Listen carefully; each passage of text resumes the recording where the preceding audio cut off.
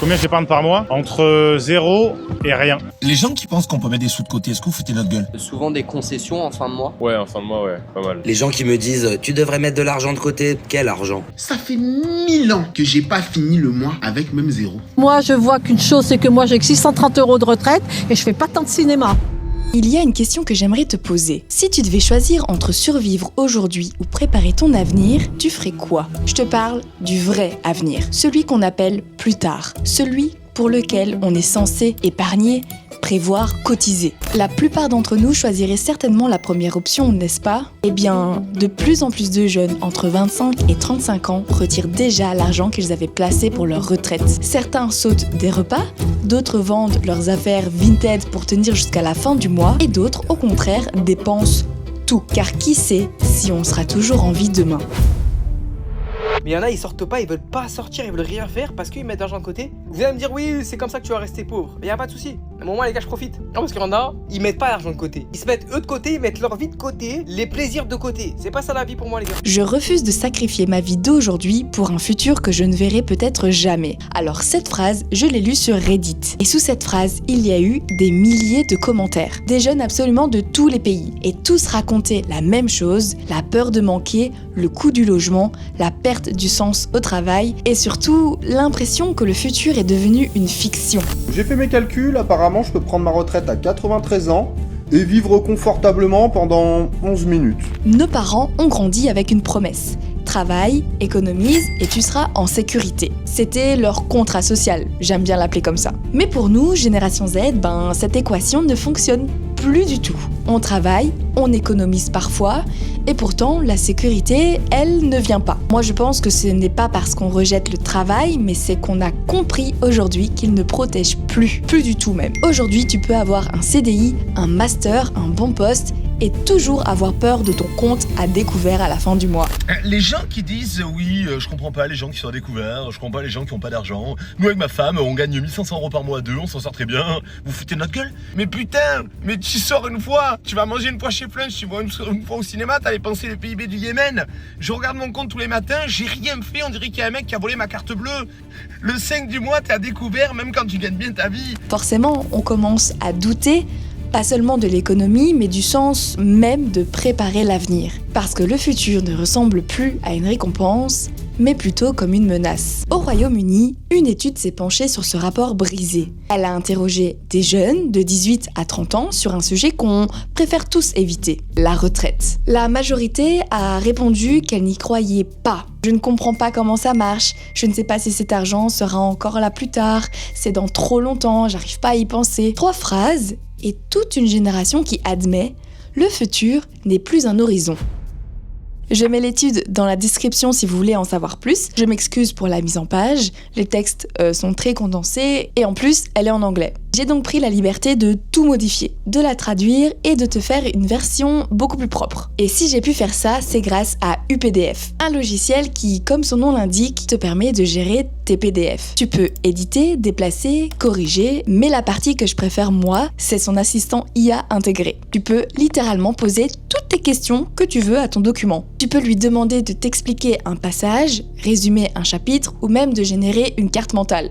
Tu sais vraiment tout faire. Et comme je passe des heures à rechercher des études pour écrire une vidéo comme celle-ci, j'utilise la recherche approfondie qui me permet de retrouver en un seul clic des milliers d'articles. Bref, cet outil devient un indispensable pour moi. Perso, je le trouve plus complet qu'Adobe et 6 fois moins cher. Il fonctionne sur Windows, iOS, Android et Mac. En ce moment, il y a une offre spéciale pour le Black Friday, donc n'hésite pas à en profiter. Le lien est dans la description et en commentaire épinglé. Bref, grâce à UPDF, j'ai enfin pu lire cette fameuse étude et ses conclusions sont surprenantes. Là, je vais parler pour moi, je me casse le cul à longueur de journée, je fais entre 70 et 90 heures par semaine, tout ça pour espérer toucher à 64 ans 500 €, sachant qu'à 64 ans, je serai rincé, il me faudra un exosquelette pour marcher et je vais toucher 500 balles.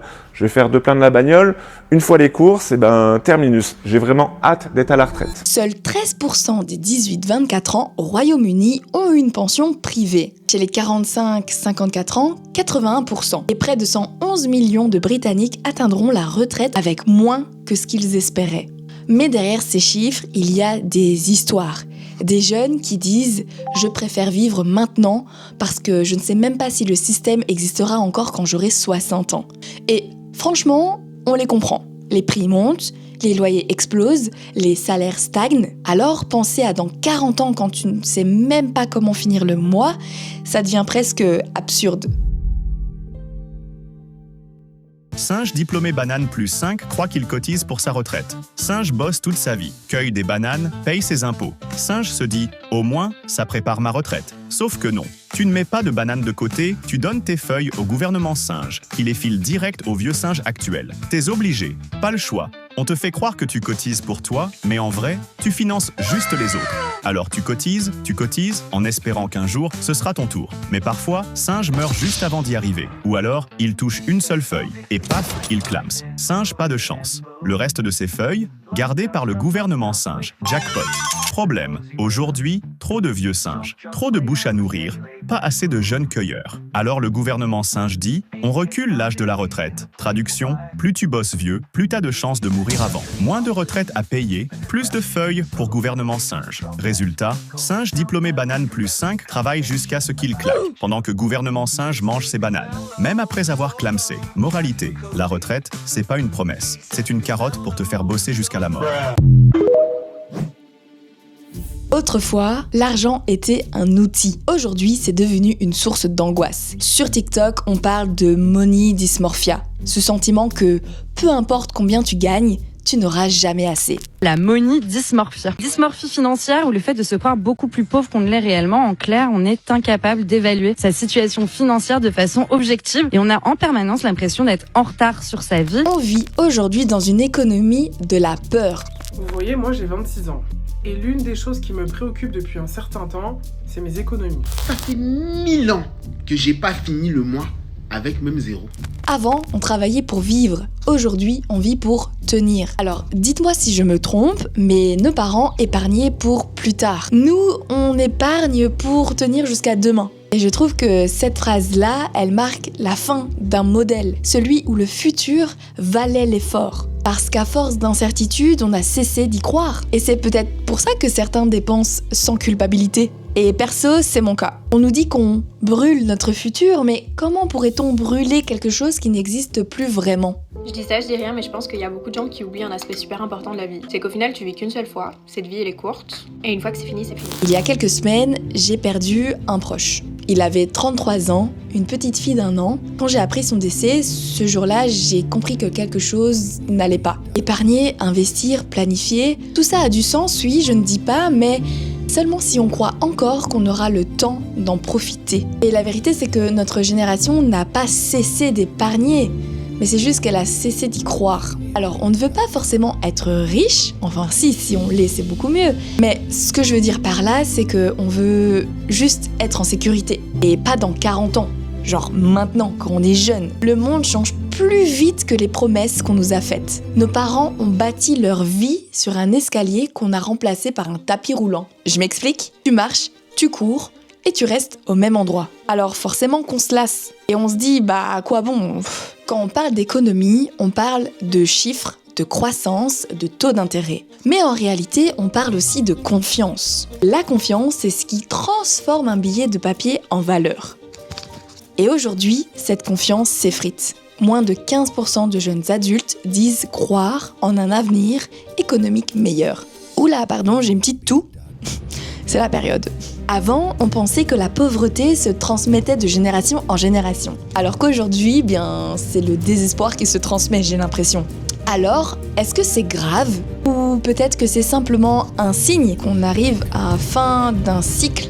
Celui où l'argent représentait l'avenir. Peut-être qu'on rentre dans un autre cycle, celui où il représente le présent. Parce qu'au fond, on ne veut pas devenir irresponsable, bien évidemment. On veut mettre de l'argent de côté, mais on veut juste redevenir vivant, quoi. Et si finalement, la vraie richesse n'était pas d'épargner de l'argent, mais d'épargner sa foi. Dites-moi si vous mettez de côté, si vous avez une épargne pension, tout ça, ça m'intéresse. N'hésitez pas à débattre en commentaire. Moi, je lis tout, je réponds à tout. Merci d'avoir regardé cette vidéo. J'espère qu'elle vous aura plu, j'espère qu'elle vous aura fait réfléchir. Moi, je vous dis à très bientôt pour une prochaine vidéo. Bye!